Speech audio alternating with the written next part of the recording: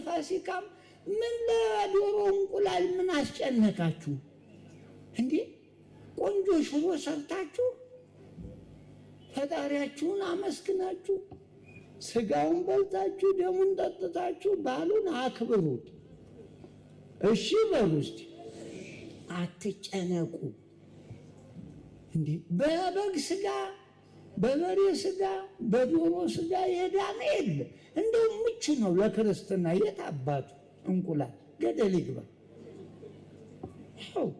ምን ቸገራችሁ? ጤና እኮ ነው። እንደው ጥሬ ባጨላሹ እንኳን ሽምብራዋን እሷን በልታችሁ ቆንጆ ውሃ ጠጥታችሁ፣ እርግጥ ውሃውም በገበያ ስለሆነ መያዣ እኮ ነው ያጣነው። ድሮ እኮ ውሃ ይሸጣል ብሎ እናስብ አልነበረ። እውነቴን እኔ በልጅነት እንደው አህያ ቀንድ ያወጣለት ውሃ የተሸጠለት እንደ ተረት፣ አህያዋ ግን ቀንድ አላወጣችም። ውሃውማ ምን አይነት ዘመን ነው እናንተ!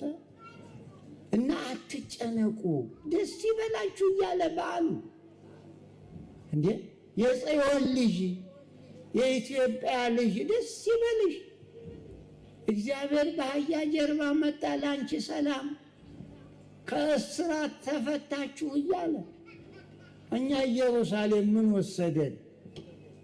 ለኢትዮጵያ ሕዝብ ደስታውን አንናገርም እንዴ? አዎ ምቀኝነቱን መተው አለብን።